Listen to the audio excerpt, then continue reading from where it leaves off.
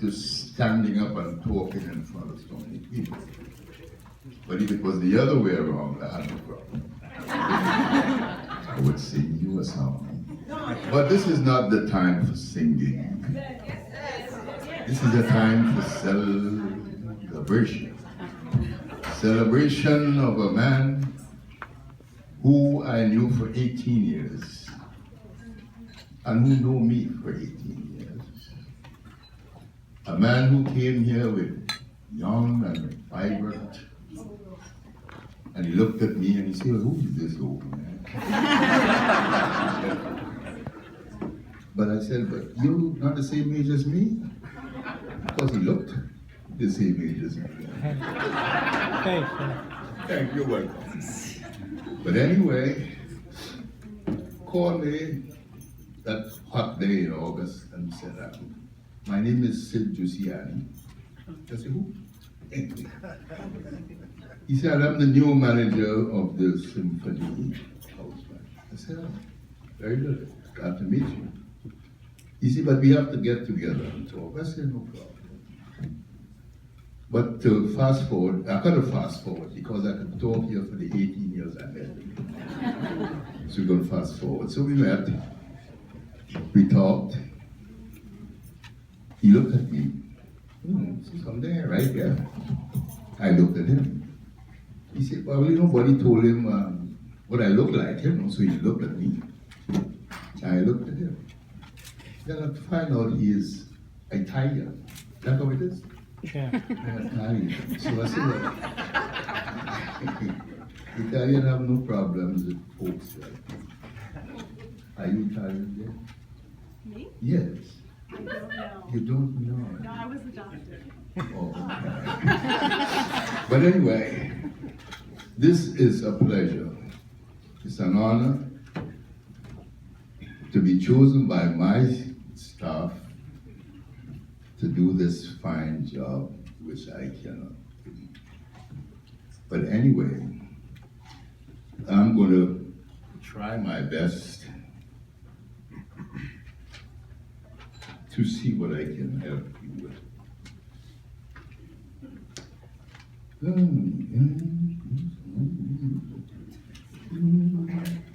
Yes. So we came and we started to work. I write this thing and I can't read it. We started, he was vibrant. He said, "Oh man, he was a hustler."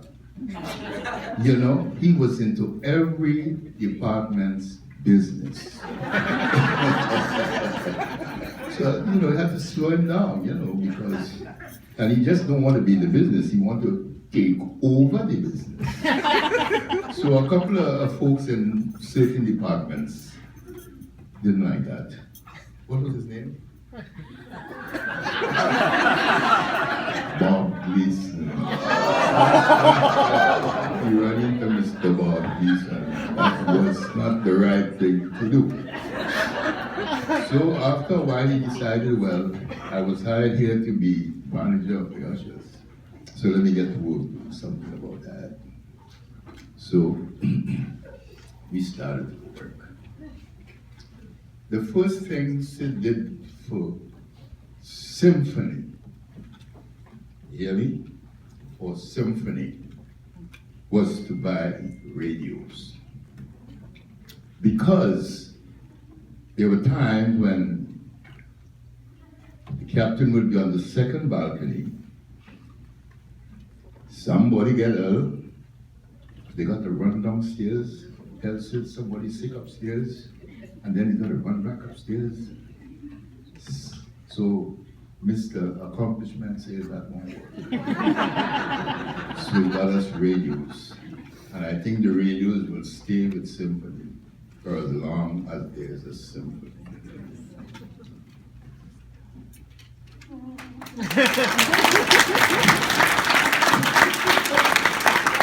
That's not an easy thing, to stay as long with radios. So we moved on, we keep moving on and on and on. And for some reason he found that we wasn't looking right with our uniforms. So he decided to change that too. But he came with some stripes, black stripes, pinstripes. You could have seen the black, but you couldn't see the pin. The pin was so fine that you could not see the pin. But we cherished them, we worked with them for a few years. Then Sid and I became kind of close. We started to talk about family, and then I get to find out what kind of man I is. You don't talk about family with Sid, just so. He's a boo-boo. He would cry your eyes out. He loved to cry. So we spoke about, illnesses and things like that. Then to find out, well, he was a bachelor, and how he became a bachelor, things like that. So that is something you don't talk to him too much about, because that really starts the thing, the flood flowing. Other than that, he talked, but he don't like to talk money. Don't talk no money to him. He promises it. So when I get a raise, he and I worked from the day he came, it was he and I. So we worked together for 18 years. Although there are a couple of other people who are here at 18 years, the same as I am. But I don't know. Okay, yeah. Is Michael here? No. None of the older fellas are not here? Who's here? Brenda, Dorothy. Oh, Dorothy is here. Brenda. Leslie. Audrey's here? Who invited her?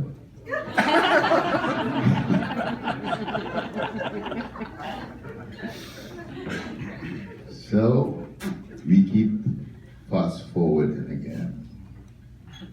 The next thing we know that Sid went back into the uniform business. And that's why I'm in his uniform right now. I'm the only one who was bold enough to come to his party in his red. Well,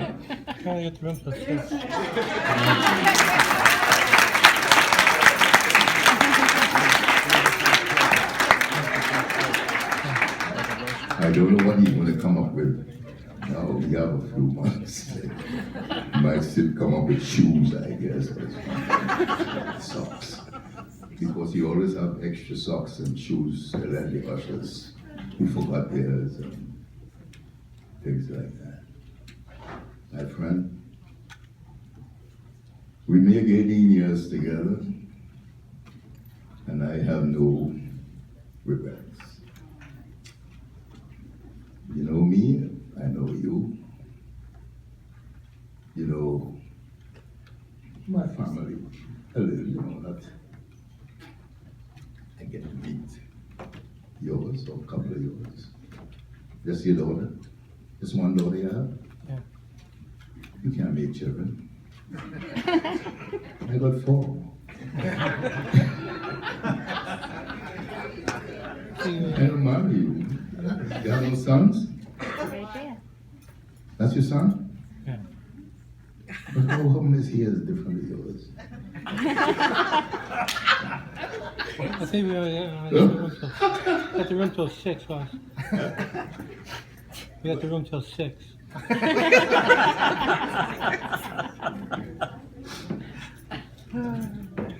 Yes, let me see if I could find something I really want to say.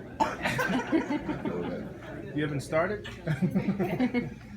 17 years we have to talk here, my friend. So I did I was told I couldn't take as long as that. You know, I'm in no hurry. Gene. Something I wanted to Yeah. say.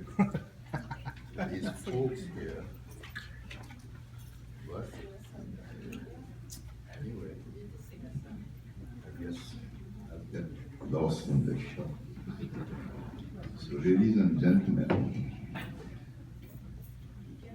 being retired is not being sick or not because you're sick or anything like that.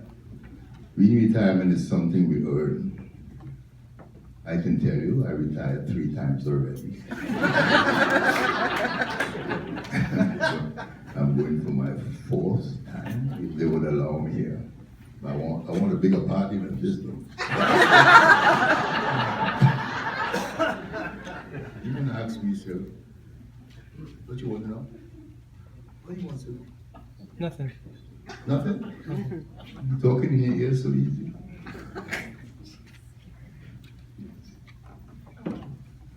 I'm getting lost, right? As you can tell. As you can tell. So that's because I can't find what I have to say in the end. But Sid, God's strength is with you. I know we talked about sickness for a long time between you and I. How much you have been sick and how much I have been sick. We've been through a lot of that together.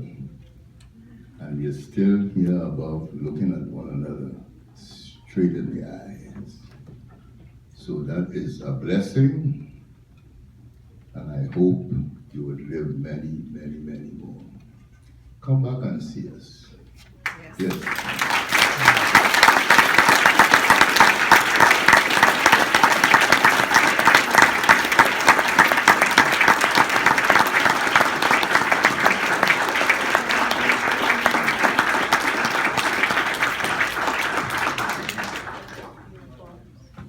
Good afternoon. I just lower this a little bit.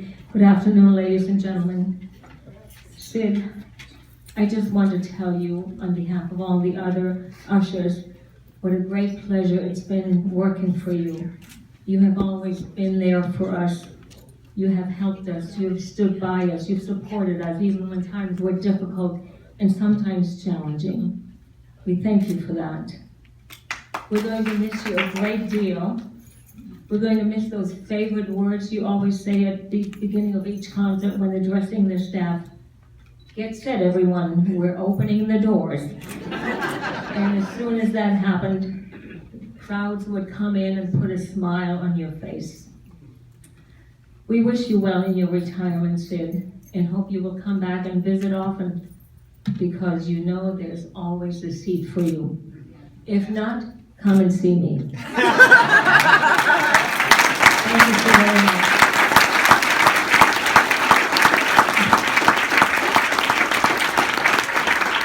I don't know if this is the right time. We do have some presents for you. 2, as a matter of fact. And the people who are going to present that to you are the first people you hired when you first became manager of the front of the house. And that would be Leslie Roberts and Susan Huff.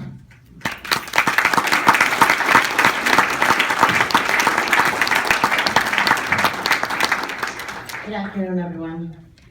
You too, Sid. I just want to say a few words about Sid, and I'll be brief because there are others who would also like to honor him. Many of you don't know this, but I am Sid's first hire, and I bet you beat out that decision a lot. Seriously though, Sid, it's been an honor, a pleasure, and a privilege to have had you as my boss, but mostly as my friend. So on behalf of your entire staff, I want to present you with something that we thought was appropriate, and hope when you look at it, the time will stand still and you'll fondly think of us.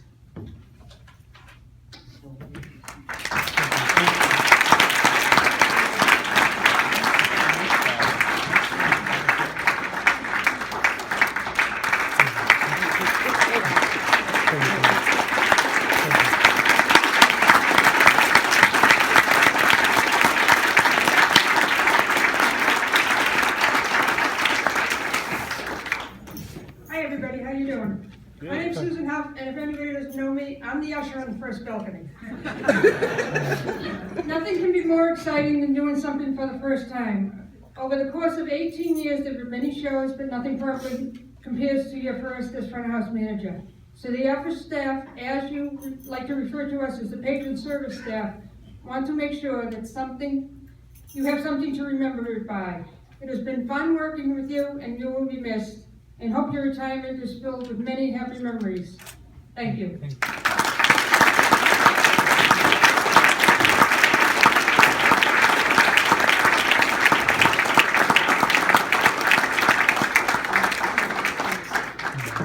So Larry, would you mind coming up, please?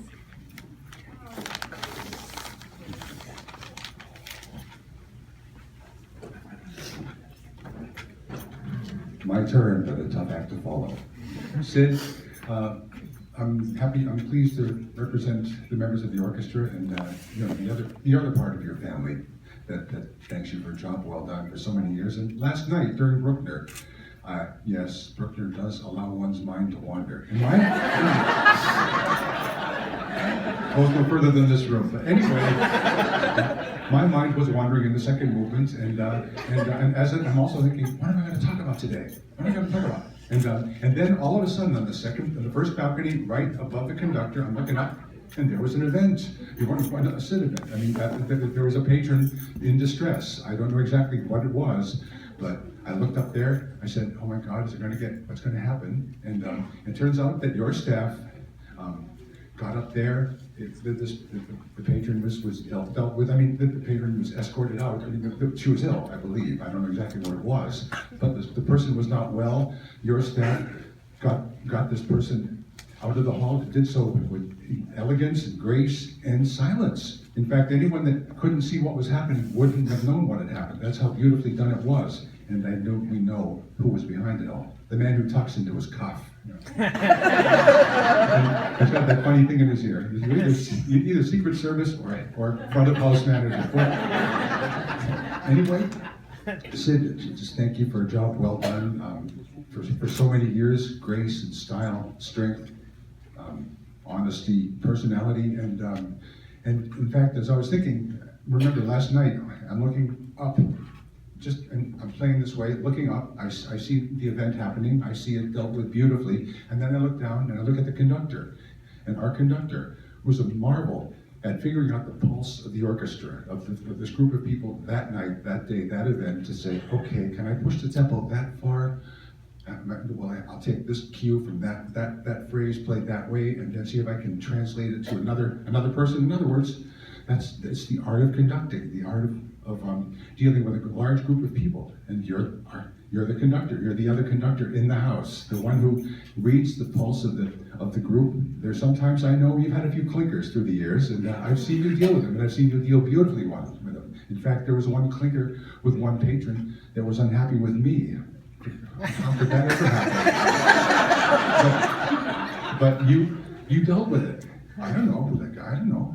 I've never saw him before.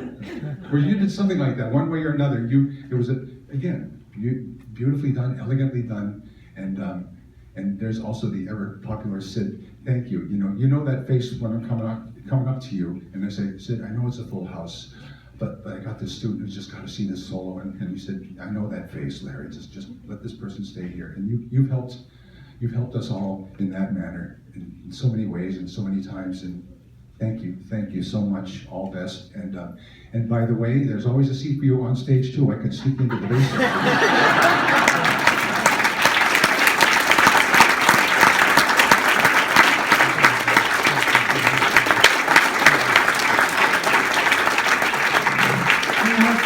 From our fearless leader, Mark Colby.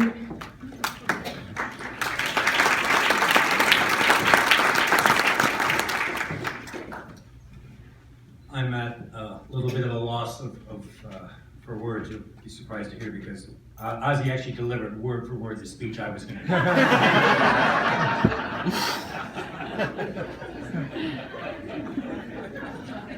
When you think you heard Larry's analogy to what Andres does on stage and what Sid does in front of house, I certainly appreciate and I think it absolutely is appropriate. I think the analogy actually can be even taken further than Larry took it, and Larry, I would not speak for him, would probably agree with this. When you start thinking about the public face of the orchestra, and you start thinking about what the patrons, the broader community, we're all family here, but the people that experience this incredible magic on our stage, and of course they think of Andres and Keith and John and Seiji, and they think of this incredible array of talent in the Boston Symphony and Boston Pops, but they also think of Sid. I mean, in terms of what is the face of the BSO, and that is not been my experience in other venues. As some of you know, I've had positions in a variety of orchestras, and they all have front of house staffs. But this is a situation that Sid has created a culture. I mean, you all are here as part of that culture. There's cultures within the locker room, there are cultures within the board, and the culture here, and it all overlaps, interconnects. And Sid has created something, I won't say is absolutely unique, but is very, very special. And certainly something that I hope is sustained beyond Sid's tenure, beyond my tenure here. This is, again, unusual. You all live here every day. I've had the perspective of working in 4 other markets with 7, 8 other venues. And so you heard Larry reference the medical emergency and how Sid's team was on top of that and handles it with grace and dignity and respect. And I have to say, you know, we never really want to have medical emergencies. However, in Bruckner symphonies, it's not the worst thing. Anyway, enough on my but I think that's certainly symbolic of a culture you all are part of, and that Sid has led for almost as many years as I've been here. So we are indebted to you. I know that the senior team that meets frequently had 1,000% faith in your judgment and your integrity, and it's kind of fun to hear the stories and the uniforms and the walkie-talkies and all that stuff, which frankly I see you in uniform, but I know something had to happen, and to hear your role and you've been an inspiring figure here, and I know not just the players who Larry eloquently spoke for and the rest of the staff who I supposedly speak for in the broader, but I think the community's gonna miss you, and again, your legacy lives on, and the work the rest of us will carry forward with. So thank you for an incredible run, and look forward to seeing you on stage next to Larry. Holding his kids.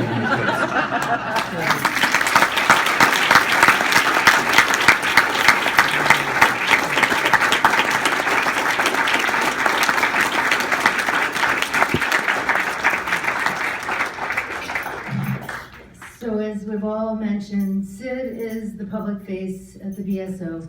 Many patrons will never meet another staff person. It's just Sid. Sorry, getting choked up. So when Keith, yeah, okay, I'm doing well. When Sid started, he had a lot of customer service experience. He was at Eastern Airlines, and I'm sure that Sid thought that coming to work at Symphony Hall would be very different than working at Logan Airport.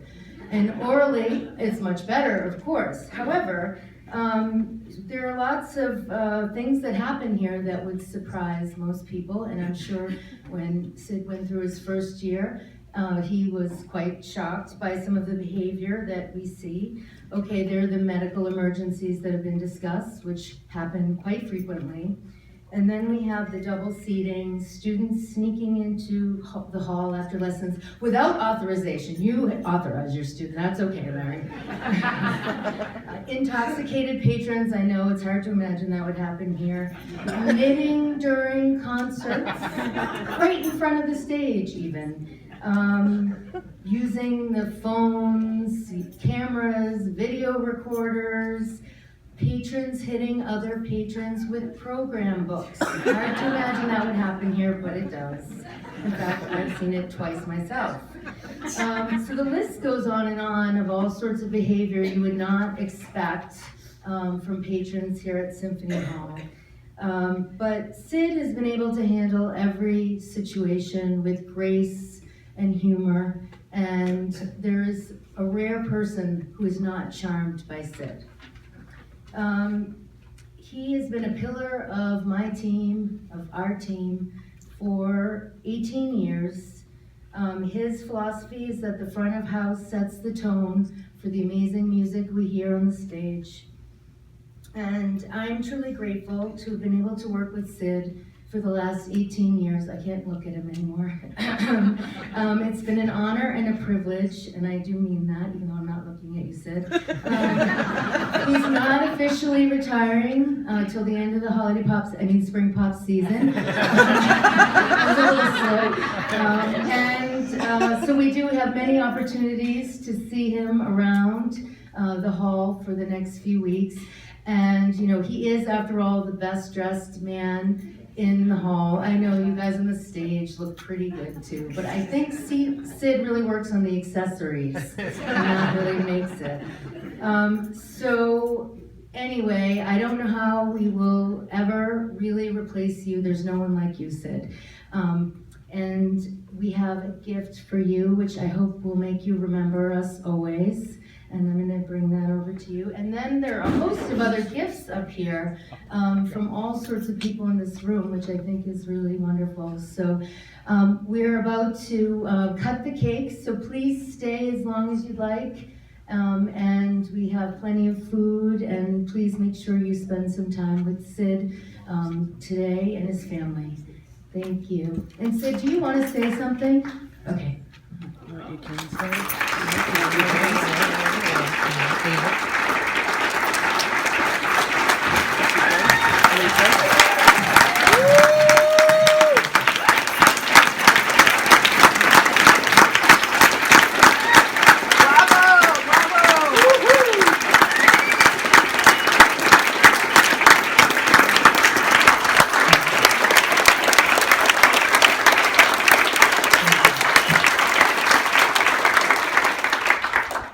Changed my mind.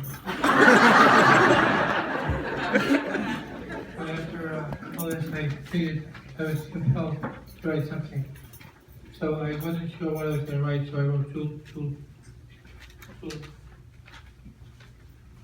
two speeches. Excuse me. One score 7 years ago. DSO management brought forth this organization, a new front house manager. Conceived the friendship and dedicated to the proposition to all men and women that deserve great customer service. Now we are engaged in a great retirement celebration. Tasting whether those appetizers are ready appetizers can long endure. We come here today in this great hall to dedicate a portion of that cake to Ray's friend, to the brave ushers. He is the last measure of sweat and effort so that I may take full credit. There's also the other fitting and proper that we should do this. These ushers will little note or long remember what I said here today, or anything else I told them for that matter. But they will never forget when it's payday. And to you, the ones not leaving, to dedicate yourselves here to the great task remaining for you of preventing cell phones in the hall. And that this orchestra of its maestros, by its players, and for the patrons shall not perish from this.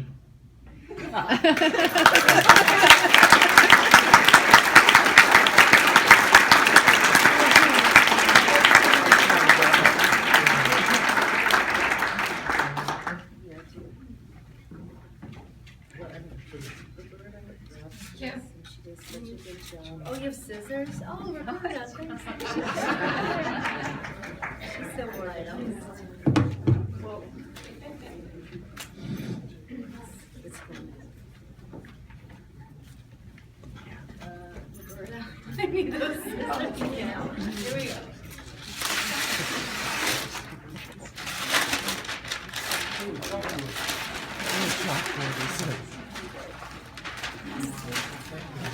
Wow, beautiful.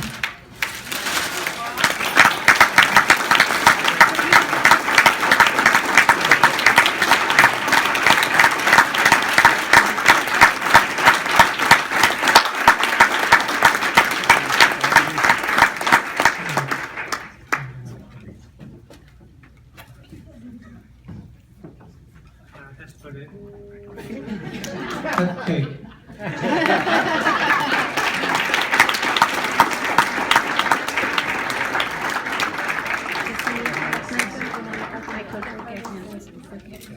Roberta has the scissors, so she could help you cut them. Roberta? Oh, yeah. That's awesome. You all done, Daddy? You want to open that? Okay. That was hilarious. Hey Sid, I'm a scissor cutter, ribbon cutter. Susan and Leslie? Where are you? You want to come? Do you use glasses anyway? No?